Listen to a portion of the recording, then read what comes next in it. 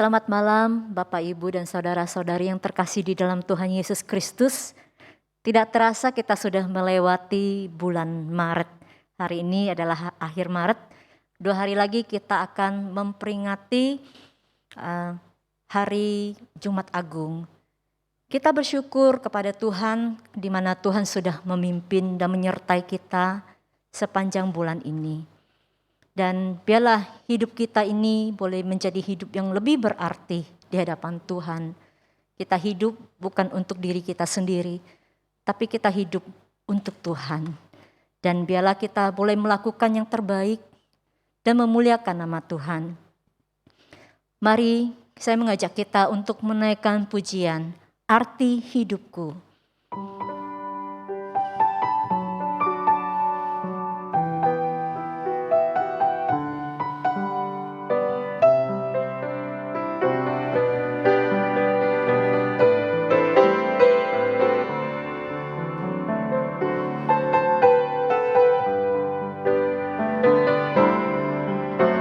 Hari lepas tiap hari dengan rasa berat hati, hidup yang penuh arti ini mengapa jadi begini?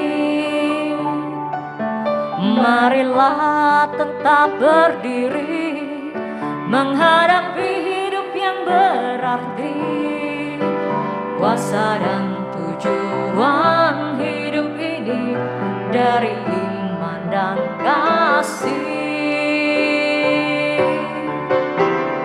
Hidup bukan karena hari, hidup hanya karena arti, bebas dari segala dosa, inilah arti hidupku.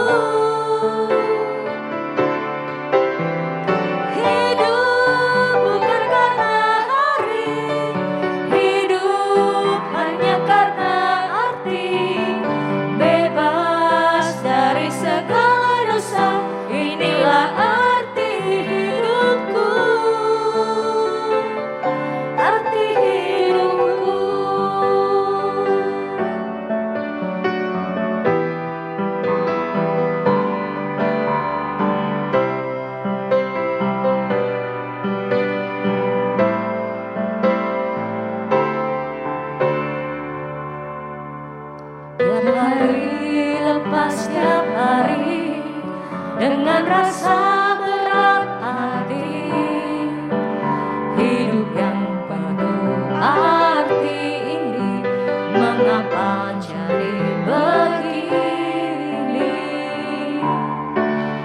Marilah tetap berdiri menghadapi hidup yang berarti, kuasa dan tujuan hidup ini dari dan kasih. Hidup bukan karena hari, hidup hanya karena arti, bebas dari segala dosa, inilah arti hidupku. Hidup bukan karena hari, hidup hanya karena arti, bebas dari segala dosa, inilah arti hidupku, arti hidupku.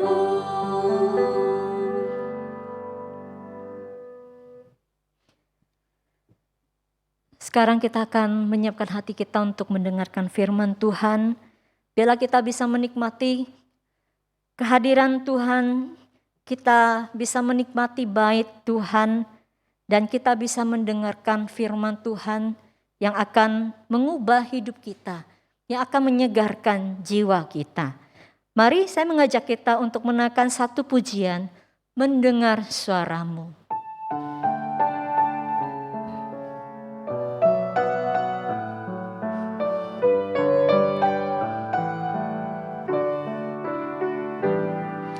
Di hadirat-Mu ku bersujud menikmati kehadiran-Mu.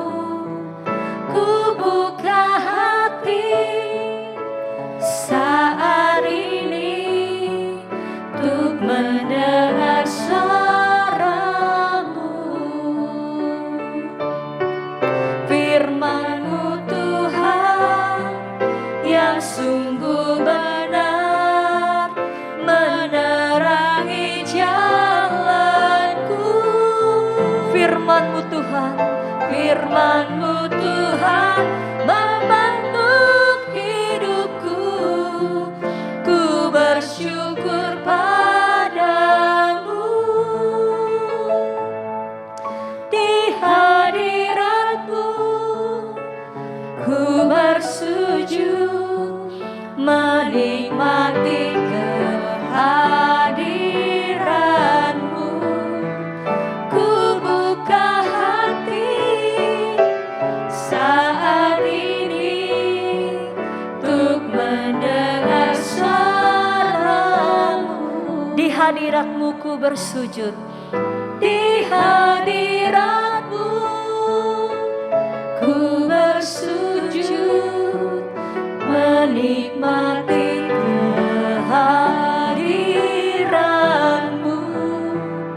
Ku buka hati saat ini untuk mendengar suara-Mu. Firman-Mu Tuhan, firman-Mu Tuhan yang sungguh benar menerangi jalanku. Firman-Mu Tuhan membentuk hidupku.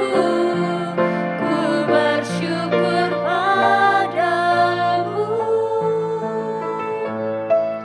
Di hadirat-Mu ku bersujud menikmati kehadiran-Mu.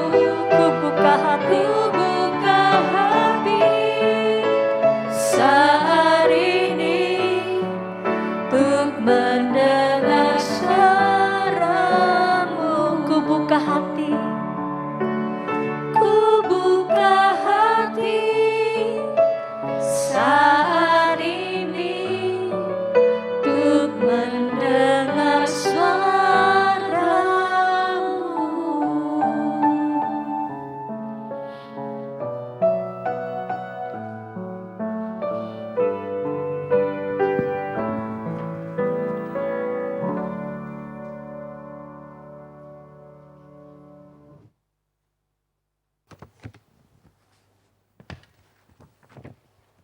Mari kita berdoa.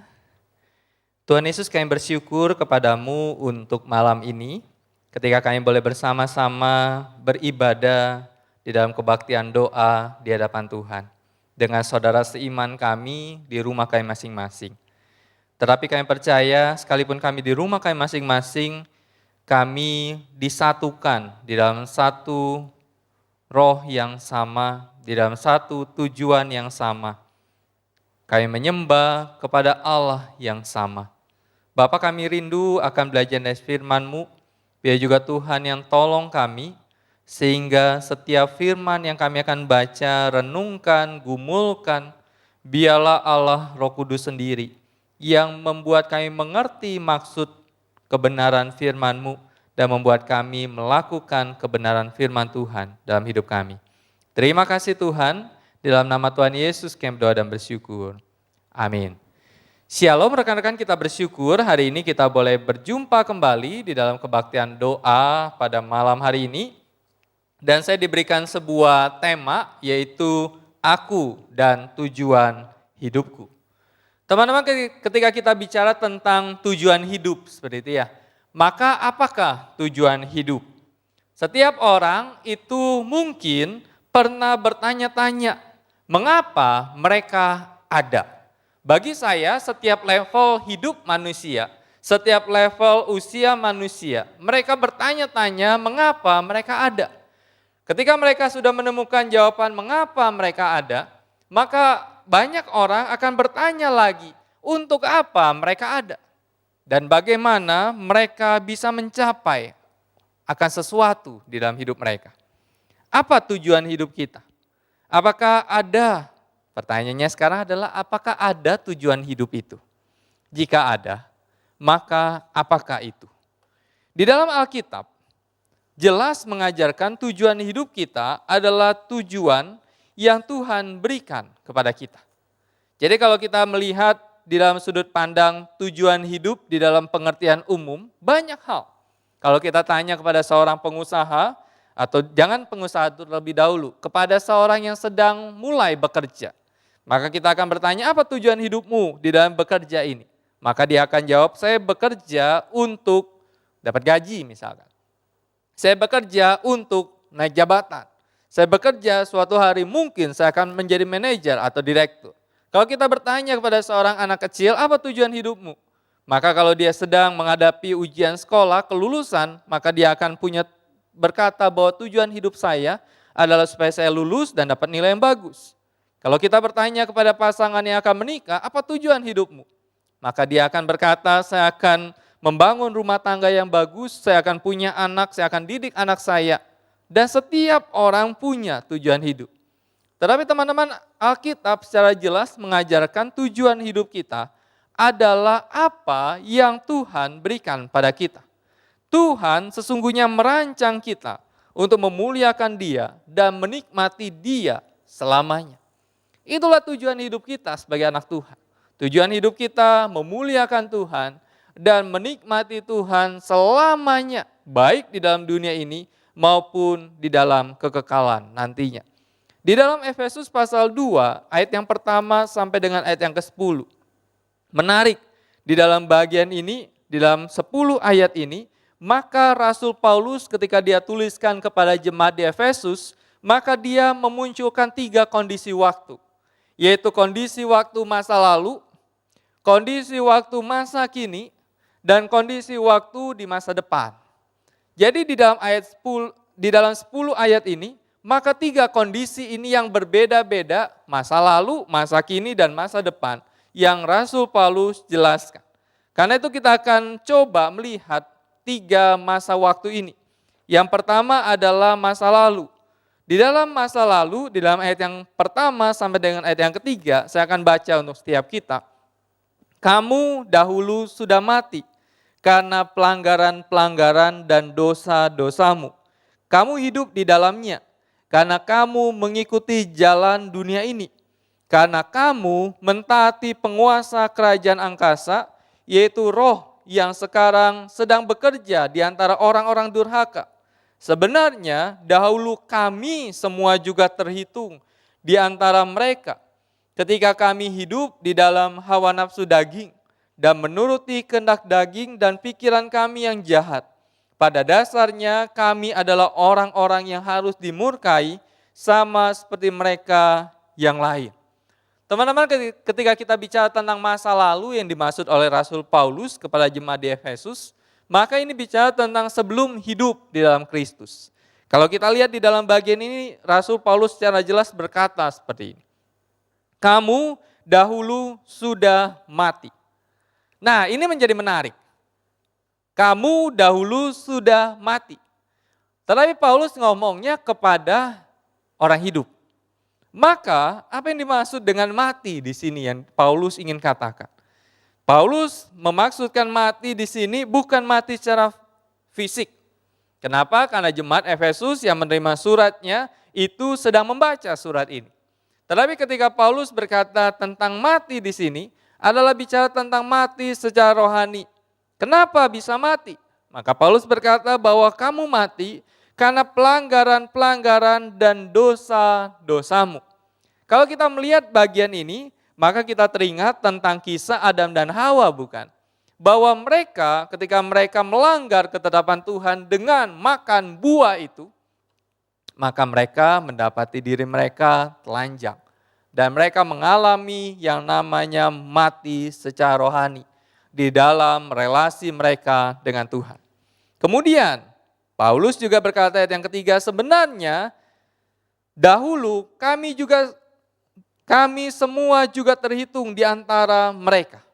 Jadi Paulus juga yang katakan dulu pun kami juga mati di hadapan Tuhan. Jadi kondisi ini kondisi sebelum hidup di dalam Kristus.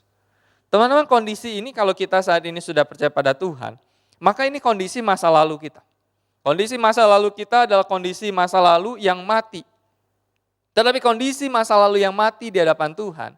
Tetapi kemudian ayat yang kedua jelaskan gini. Tetapi kamu hidup di dalamnya. Kau mengikuti jalan dunia ini. Mati di hadapan Tuhan, tetapi kemudian Paulus katakan kamu hidup di dalamnya. Nah ini seperti penggambaran dua situasi yang berbeda. Tetapi di dalam dua situasi yang berbeda, tetapi dalam situasi kondisi yang sama. Mati secara rohani, tetapi dalam mati secara rohani itu, maka kita hidup di dalamnya. Hidup di dalam apa? Hidup di dalam keberdosaan itu.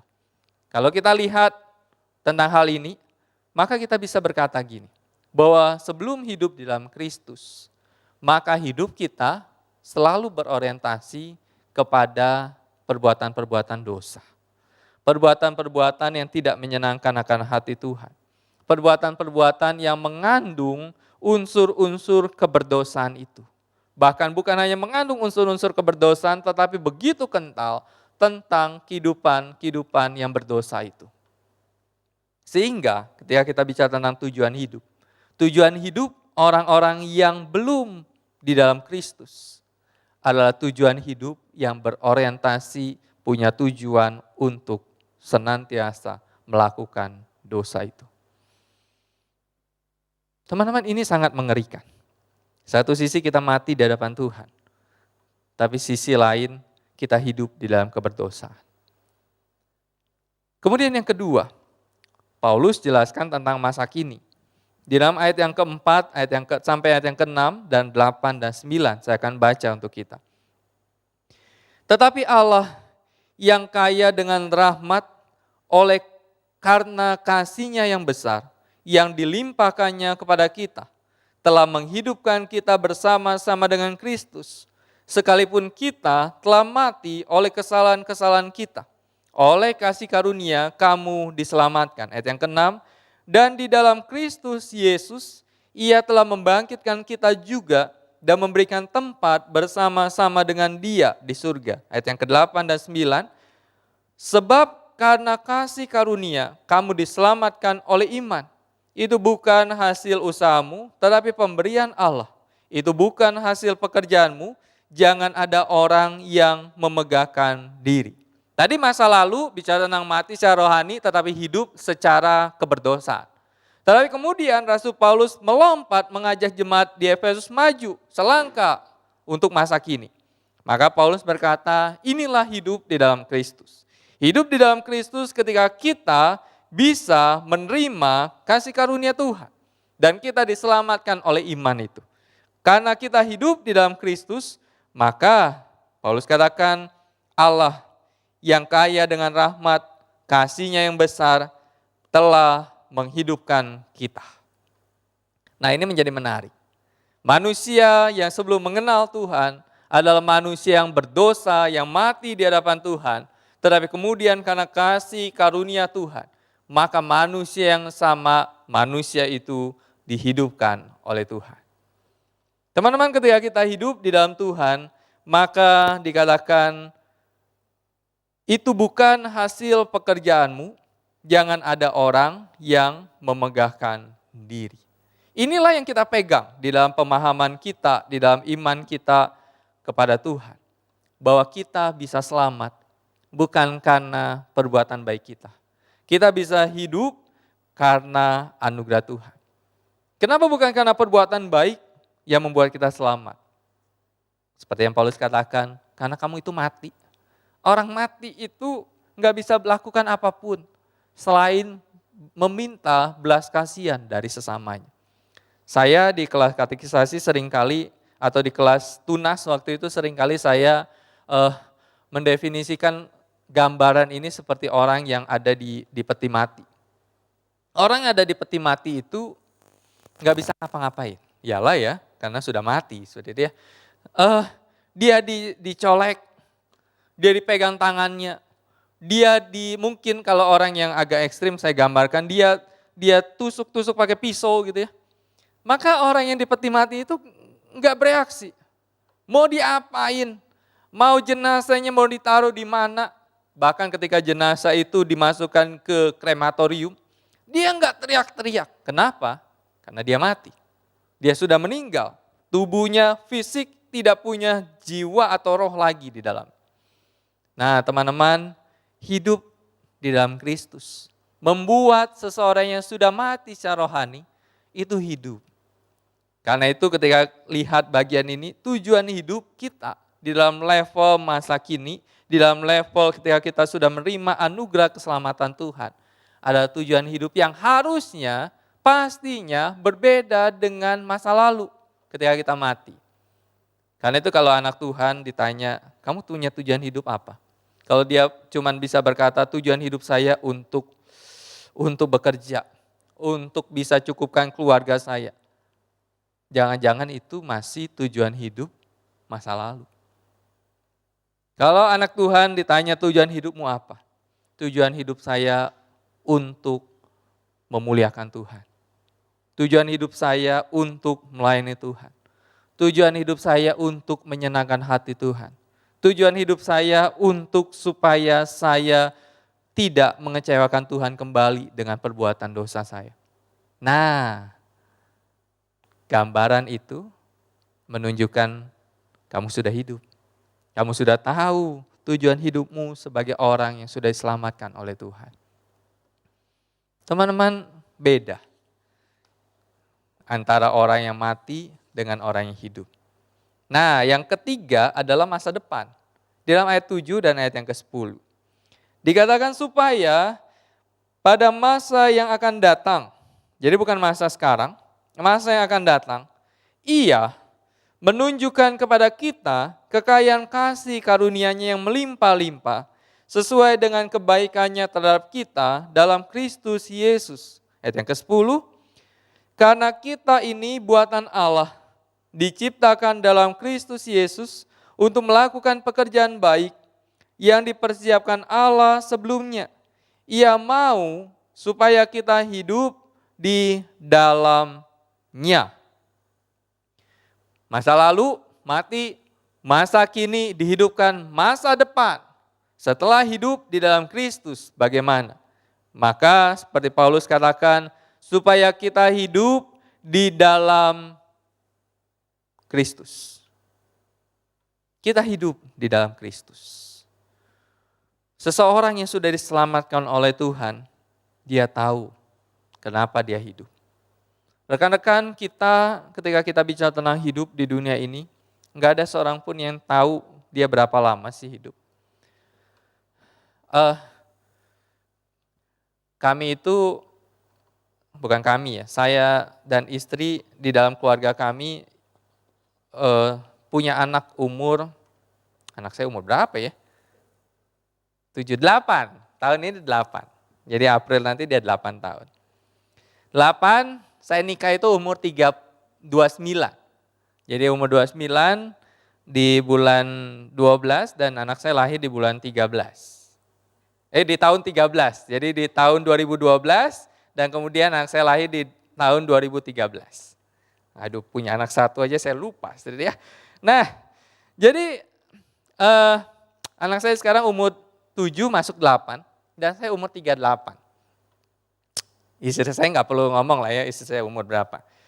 Karena biasanya kan kalau perempuan nggak terlalu suka diomong umur. Nah, tapi saya hitung-hitung gitu ya. Saya mulai menghitung-hitung nanti kalau anak saya kuliah, saya umur berapa. Kemudian kalau saya sudah emeritus, pensiun, dan kemudian anak saya umur berapa. Secara planning, secara hitungan, maka saya punya rencana plan. Saya harus apa nih? Untuk siapin dia kuliah, untuk dana kuliah, kemudian untuk tempat tinggal gitu ya. Tetapi kalau ditanya, pasti nggak itu terjadi? Ya belum tentu. Belum tentu ketika dia kuliah saya masih hidup misalkan. Belum tentu ketika dia sudah lulus kuliah saya bisa hadir wisudanya kuliah. Belum tentu. Tetapi di dalam semuanya itu, maka saya menyadari bahwa saya nggak bisa menjamin bahwa hidup saya akan sampai umur berapa. Tetapi yang bisa saya lakukan adalah ketika saya masih punya umur saat ini, maka apa yang bisa saya lakukan pada anak saya?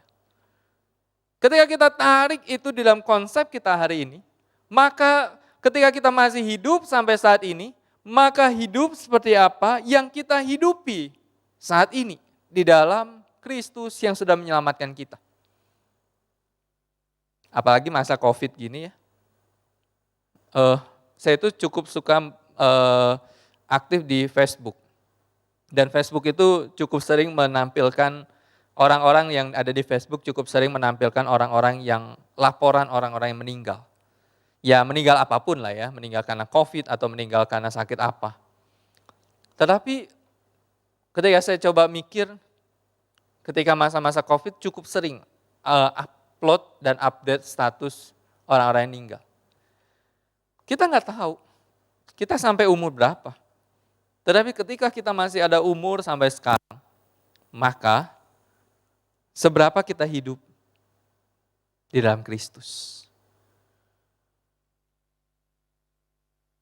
Rekan-rekan, saya yakin kita nggak pernah berpikir kita ibadah itu di rumah. Apalagi kalau gereja Injili itu konsep ibadah di luar gedung gereja itu konsep yang mungkin tidak pernah terpikirkan. Konsep ibadah online itu juga tidak pernah terpikirkan. Tetapi setahun ini kita ibadahnya online. Segala sesuatu bisa berubah. Kita mungkin dulu ibadah di gereja, kita berpikir minggu depan masih bisa ibadah di gereja. Tetapi karena COVID ini, kita nggak bisa ngomong minggu depan kita bisa ibadah di gereja. Karena buktinya kita setahun ibadah di rumah. Itu contoh praktis menunjukkan bahwa hidup ini nggak bisa jadi kita planning kan. Nggak bisa jadi patokan di dalam planning itu pasti terjadi. Yang harus dilakukan adalah apa yang bisa kita lakukan sekarang. Jangan pernah tunda itu. Untuk kita hidup di dalam Kristus. Seperti Rasul Paulus katakan di dalam Roma 6 ayat 11, dia ngomong gini. Demikianlah hendaknya kamu memandangnya. Bahwa kamu telah mati terhadap dosa. Itu realita. Mati terhadap dosa. Tetapi kamu gak selamanya mati. Tetapi orang-orang pilihan Tuhan gak selamanya mati. Paulus katakan, tetapi kamu hidup bagi Allah. Kamu hidup bagi Allah dalam Kristus Yesus. Nah ini tujuan hidup kita. Hidup kita di masa kini, hidup kita di masa depan adalah kita hidup bagi Allah. Kita nggak hidup lagi bagi diri kita. Kita nggak hidup lagi bagi orientasi planning kita semata. Tetapi kita hidup apa yang Tuhan mau untuk kita lakukan di dalam hidup kita. Dan itu yang kita lakukan. Bagaimana kita bisa tahu apa yang Tuhan rindu untuk kita lakukan? Adalah ketika kita dekat dengan Tuhan. Ketika kita berelasi dengan Tuhan. Ketika kita memiliki hubungan yang intim dengan Tuhan. Sabtu yang lalu di Persekutuan Pemuda saya katakan Persekutuan Pemuda Sabtu lalu membahas tentang Alkitab, firman Allah. Dan kemudian saya katakan bahwa saya pernah dengar cerita seorang pendeta di tempat saya pelayanan dulu, dia pernah diundang khotbah di satu gereja di Bandung. Jadi dia lihat di hari Minggu itu anak remaja bawa buku tebal, buku tafsiran Alkitab ya, bukan tafsiran apa. Bawa buku tafsiran setebal ini dia bilang. Terus dia tanya, untuk apa buku itu? Kemudian anak remaja ini bilang, kami mau pendalaman Alkitab. Dengan buku itu? Iya. Pendeta ini kaget. Remaja bawa buku tafsiran untuk pendalaman Alkitab. Dan gereja itu sudah lakukan. Kalau Losofebe cerita di minggu yang lalu, dia cerita tentang gereja tempat dia praktek 1 tahun, menekankan tentang pengajaran, doktrin. Maka gereja di Bandung ini mengajarkan tentang jemaat yang menemukan dan menggali ayat. Karena itu Sabtu yang lalu saya bilang gini, kalau betul-betul mau menghidupi ayat ya, menghidupi firman Tuhan, enggak cukup cuman baca, renungkan apa maksud Tuhan, dan kemudian kita aplikasikan. Enggak cukup itu.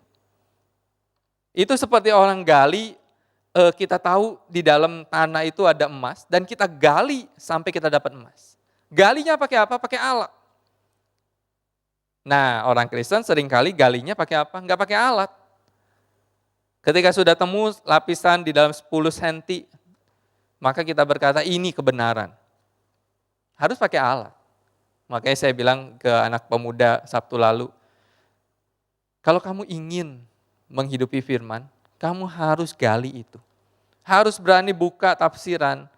Makanya saya bilang kalau jadi hamba Tuhan zaman sekarang itu susah. Kalau jemaatnya kritis. Jemaatnya suka baca. Jemaatnya suka baca tafsiran gitu ya. Dia bisa tahu ini tafsiran benar, ini tafsiran salah. Betul yang Losofebe bilang khotbah minggu yang lalu. Khotbah minggu dikatakan jemaat bisa tahu nih, ini benar atau enggak tafsirannya. Tapi jadi hamba Tuhan juga bisa lebih mudah kalau jemaatnya enggak suka baca. Nah jadi tergantung tuh. Ketika kita betul-betul suka baca, menghidupi firman, dan kemudian kita berelasi dengan Tuhan di dalam firman, maka kita bisa tahu tujuan hidup kita di dalam hidup ini seperti apa. Dan akhirnya kita hidup di dalam Tuhan. Teman-teman, saya akan bercerita tentang seorang bernama Guru Injil Lee Wei Chen. Saya sebenarnya nggak pernah ketemu dengan beliau. Di dalam waktu Litrit Pasutri 2 tahun yang lalu, beliau dengan suaminya itu jadi pembicara Litrit. Dan saya nggak pernah ketemu juga. Tetapi saya pernah lihat video-video pendek Lee Wei Chen dengan suaminya. Dan kemudian saya temukan satu uploadan di Facebook. Seperti yang saya katakan, saya cukup aktif di Facebook. Ditulis oleh Yayasan Unike. Jadi selama ini Ibu Lee Wei Chen itu pelayanan di Unike. Jadi di dalam tulisan ini saya bacakan ya. Dikatakan Yayasan Unike kehilangan seorang pelayan yang sungguh mengasihi Tuhan. Seorang konselor, rekan, dan sahabat bagi siapa saja yang dia temui. Murah senyum, ramah, dan membuat semua orang merasa diterima saat berbicara dengannya. Setiap nasihat dan kata-kata yang disampaikan penuh hikmat dan menjadi berkat bagi siapa saja yang ia temui, bahkan anak-anak sekalipun. Sosok seorang yang memiliki hati Bapa, positif, antusias, dan semangat melayani Tuhan. Menjadi jejak yang tidak terhapuskan bahkan saat Tuhan menjemputnya. Buah-buah pelayanannya begitu nyata dan pesan-pesannya agar kita terus mengasihi Tuhan dan menjalankan panggilan dengan sungguh-sungguh, kiranya menjadi pesan yang kita ingat dan jalankan dalam hidup ini. Turut berduka cita untuk Evangelis Julimin Naga Putra, kiranya Roh Kudus senantiasa menghibur dan menguatkan sehingga terus dapat berkarya dan melayani. Selamat jalan Evangelis Lee Wei Chen, selamat berjumpa dengan Kristus yang selama ini engkau layani. Terima kasih untuk teladan dan cinta kasih-Mu kepada kami. Rekan-rekan, ketika kita bicara tentang tujuan hidup kita, maka tujuan hidup kita itu yang nilai itu kita. Kita punya tujuan hidup atau enggak yang berkenan pada Tuhan. Ketika kita bicara tentang tujuan hidup kita, apakah berkenan pada Tuhan, yang nilai siapa selain kita? Orang lain. Seperti Lee Wei Chen ini yang nilai Yayasan Unike tempat dia pelayanan. Yang nilai orang lain. Yang nilai gereja, yang nilai sesama. Apakah kita punya tujuan hidup yang berorientasi pada Tuhan? Dan yang terakhir, yang nilai kita punya tujuan hidup yang berkenan pada Tuhan, yang hidup sesuai dengan kehendak Tuhan siapa? Yang terakhir adalah Tuhan. Kapan? ketika kita pulang, berjumpa muka dengan Tuhan. Dan Tuhan akan berkata, masuklah hai hambaku yang baik dan setia. Ketika Tuhan ngomong itu, maka saat itu kita tahu tujuan hidup kita selama di dunia betul-betul hidup yang sudah menghidupi, menikmati akan Tuhan selama kita hidup. Gumulkan tujuan hidupmu. Apakah tujuan hidupmu hanya berorientasi pada dirimu, atau tujuan hidupmu berorientasi kepada Tuhan yang sudah menyelamatkanmu? Kita berdoa. Bapa, kami bersyukur kepadamu untuk saat ini. Bapa, ketika kami berbicara tentang tujuan hidup, banyak sekali orang punya tujuan hidup. Tetapi ketika kami bicara tentang tujuan hidup kami sebagai anak-anak Tuhan, biarlah kami punya tujuan hidup yang satu, yaitu tujuan hidup memuliakan Tuhan dan menikmati Tuhan selamanya. Bapa, banyak sekali orang-orang yang sudah menunjukkan bahwa mereka menikmati Tuhan di dalam hidup mereka, dan itu menjadi tujuan hidup mereka. Di dalam pelayanan, di dalam semua yang mereka lakukan. Bapa, berkati setiap kami, biarlah kami punya tujuan hidup yang sama. Dan pada akhirnya Tuhan berkata, masuklah hai hambaku yang baik dan setia. Dan biarlah kata itu ditujukan kepada kami. Karena selama kami di dunia, kami mengarahkan dan memiliki tujuan hidup untuk memuliakan Tuhan. Terima kasih Bapa, di dalam nama Tuhan Yesus kami berdoa dan bersyukur. Amin. Tuhan Yesus memberkati kita. Amin.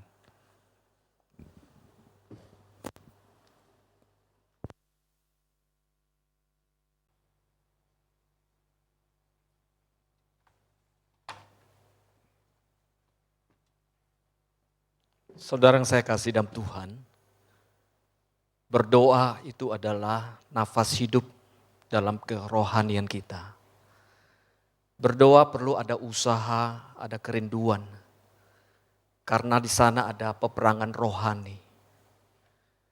Rasul Petrus mengatakan demikian, 1 Petrus pasal 4 ayat 7. Kesudahan segala sesuatu sudah dekat.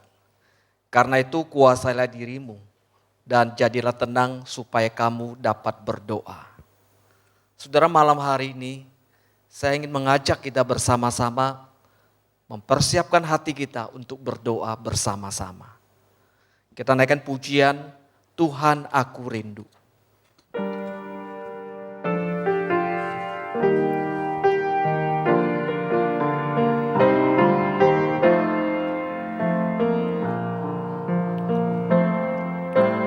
Tuhan aku rindu, Tuhan aku siap.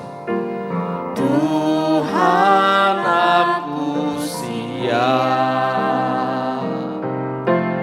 penuhi aku dengan roh-Mu, ku rindu lawatan-Mu.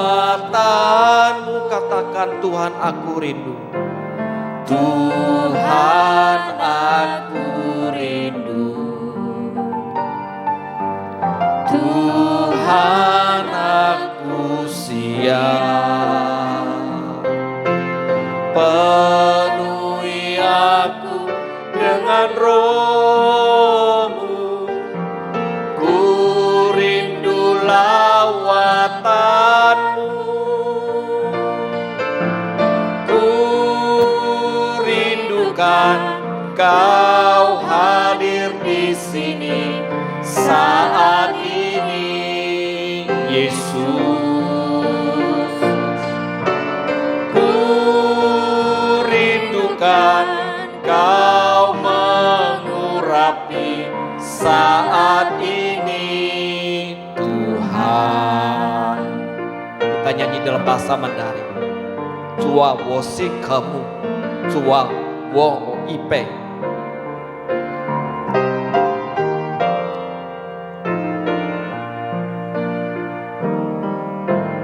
Cua wo sin kamu,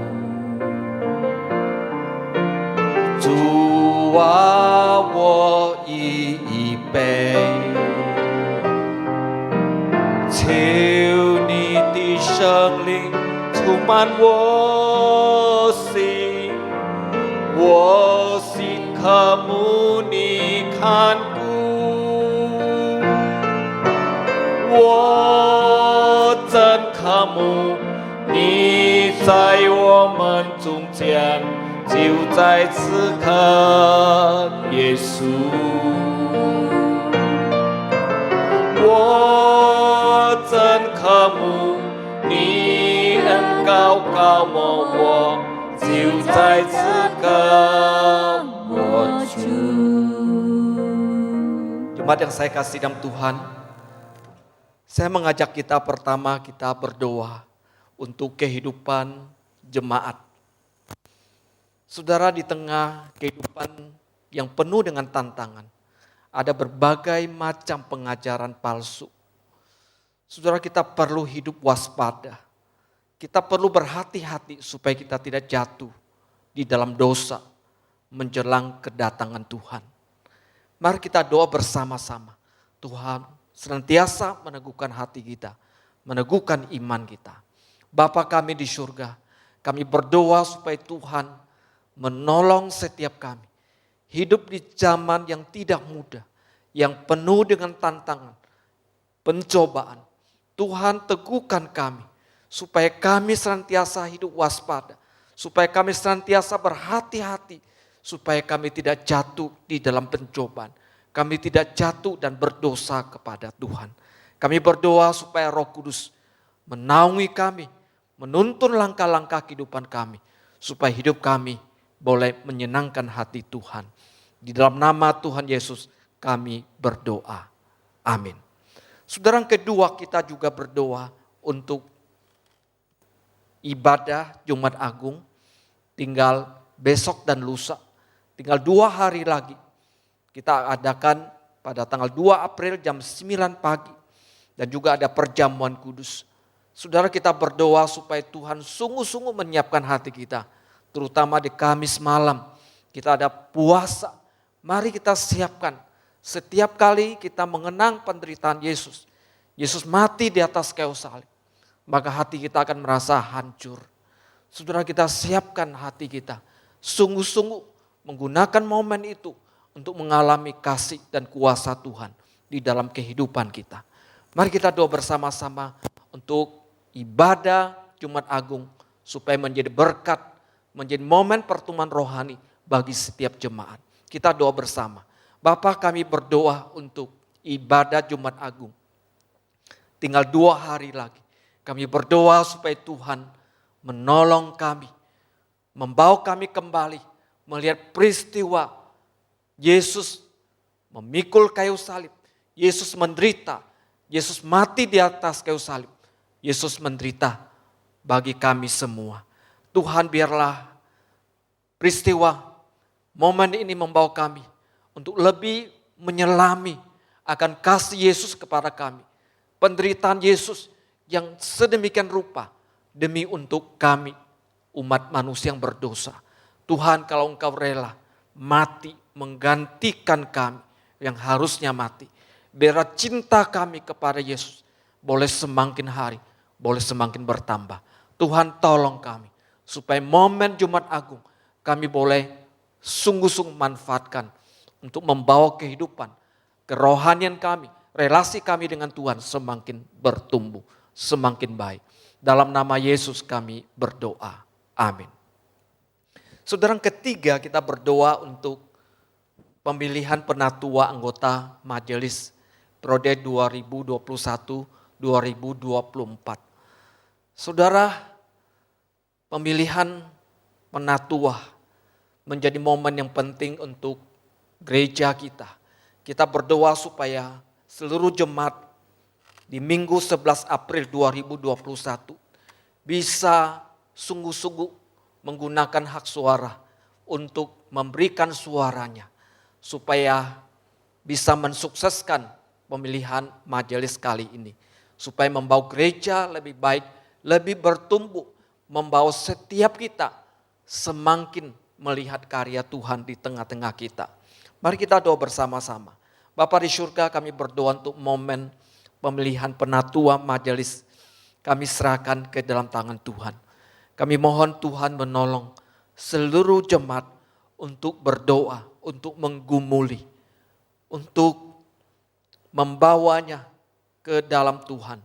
Supaya Tuhan akan menunjukkan siapa-siapa kemudian hari yang akan menjadi penatua di gereja di tempat ini. Kami mohon Tuhan membuka mata rohani kami untuk kami membawanya di dalam doa, dalam pergumulan-pergumulan kami. Karena kami percaya bahwa Tuhan akan memakai setiap penatua yang terpilih, yang akan membawa gereja ini kemudian hari akan lebih baik. Kami mohon anugerah Tuhan untuk menolong seluruh jemaat, untuk menaruh perhatian, peduli, konsentrasi untuk Minggu April 2021. Demikian juga mereka yang memilih secara manual. Setelah menerima kertas suara, mereka segera berdoa. Mereka memilih dan mengembalikan kertas suara tersebut ke gereja. Dalam nama Yesus kami berdoa. Amin. Saudara, sebelum kita melanjutkan doa kita, saya mengajak kita naikkan sebuah pujian lagi. Kalau Rasul Petrus mengatakan bahwa kesudahan segala sesuatu sudah dekat, maka kita perlu berdoa. Kita perlu tenangkan hati kita, kita perlu berdoa. Dan kita naikkan pujian akhir zaman sudah dekat.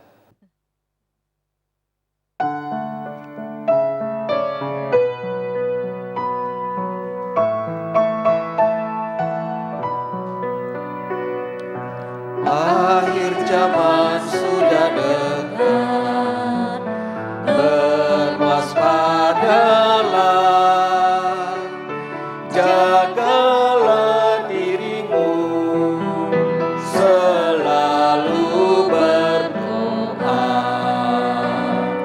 Yang pertama, kasihi sesamamu. Karena kasih dapat menghapus dosa, karena kasih dapat menghapus dosa. Saling menopang dengan tiada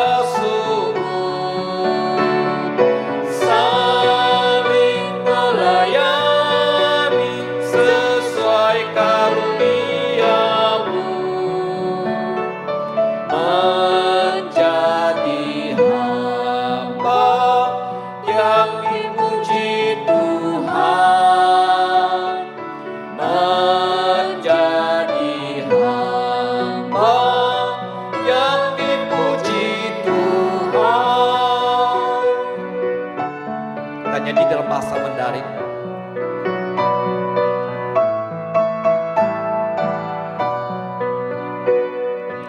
Wan Buti Jie Ji Jin Liao, Suo Yi Ni Men Yao, Jin Shen Zi Shou, Jing Xing Dao Gao, Zui Yao Jin Di Shi, Bi Zi Jie Shi Xiang An,因为爱能遮掩许多的罪，因为爱能遮掩许多的罪，我们要互相宽待，不发怨言。个人要照所得的恩赐彼此扶持，做神百般恩赐的好管家，做神百般恩赐的好欢笑。Saudara sekalian, kalau kesudahan segala sesuatu sudah dekat, kita perlu sungguh-sungguh menjaga hati kita supaya senantiasa dekat dan bertumbuh di dalam Tuhan. Saudara, untuk bertumbuh di dalam Tuhan, yang berikutnya kita akan berdoa untuk kelompok pemuritan atau kelompok tumbuh bersama agar menjadi wadah untuk kita bisa bertumbuh bersama-sama. Terjadi proses pemuritan dan Tuhan memakai setiap pemimpin kelompok pemuritan yang ada untuk membawa anggotanya terus bertumbuh dan mengalami Tuhan di dalam kehidupan mereka. Kita doa bersama-sama. Bapa di surga, kami berdoa untuk kelompok tumbuh bersama, kelompok pemuritan. Kami merindukan supaya Tuhan memakai wadah ini untuk kami dapat bertumbuh bersama-sama. Tuhan memakai setiap pemimpin kelompok. Tuhan berikan mereka hikmat, berikan mereka rohani yang baik untuk membawa anggota-anggota kelompok untuk bisa bertumbuh bersama-sama. Terima kasih Tuhan, tolong kami Tuhan sebagai anak-anak Tuhan. Kami tidak mau menjadi seorang Kristen yang biasa-biasa, tapi kami mau menjadi murid-Mu yang bertumbuh, yang memberikan dampak, pengaruh kepada dunia ini. Dalam nama Tuhan Yesus kami berdoa. Amin. Saudara, yang berikutnya kita berdoa untuk proses vaksinasi agar dapat berjalan dengan baik. Saudara, pemerintah kita sangat bersyukur sudah berusaha keras untuk supaya seluruh rakyat Indonesia bisa divaksin. Kita berdoa supaya proses di dalam vaksinasi agar Tuhan menolong sehingga ini benar-benar bisa memutuskan mata rantai COVID-19 dengan cepat. Mari kita doa bersama-sama. Bapa yang baik, kami berdoa untuk proses vaksinasi yang sudah berjalan pada saat ini. Kami berdoa supaya Tuhan terus memakai aparat mereka yang bertugas di dalam menjalankan vaksinasi. Tuhan berikan mereka hikmat untuk bisa menjalankan vaksinasi dengan hati-hati, dengan baik, dengan teliti. Dan kami berdoa supaya seluruh rakyat Indonesia bisa divaksin. Kami berdoa supaya Tuhan memakai pemerintah, memberikan pemerintah hikmat untuk mengatur semuanya ini. Terpujilah nama-Mu Tuhan. Di dalam nama Tuhan Yesus kami berdoa. Amin. Saudara, malam hari ini juga saya mengajak kita berdoa untuk pergumulan-pergumulan kita. Ada hal-hal dalam kehidupan kita yang mungkin sulit untuk kita ucapkan, sulit untuk kita sharekan kepada orang lain. Tapi malam hari ini kita percaya bahwa ketika kita datang kepada Tuhan, ketika kita membuka hati kita menyerahkan pergumulan, masalah, menyerahkan hidup kita kepada Tuhan, maka Tuhan akan membuka jalan bagi kita. Mari kita tenangkan sejenak, kita serahkan seluruh pergumulan hidup kita kepadanya.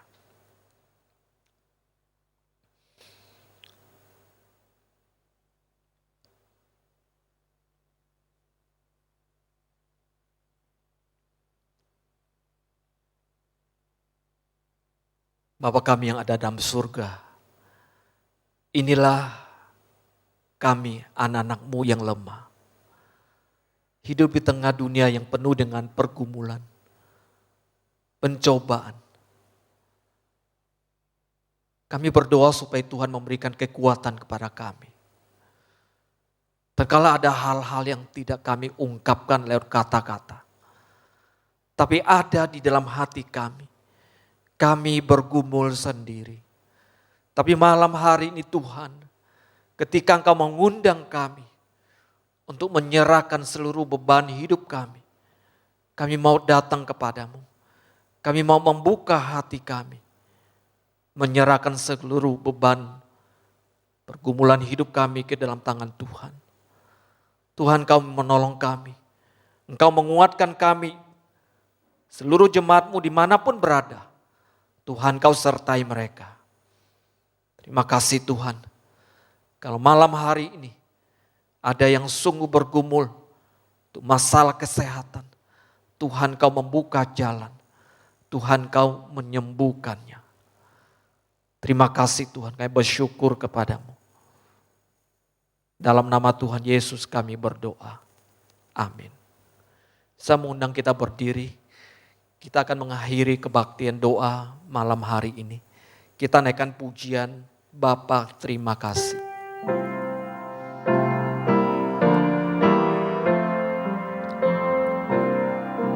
Bapa terima kasih.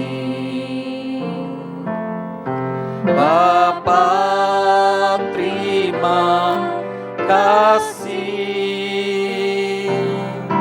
Bapa di dalam surga, puji terima kasih. Amin.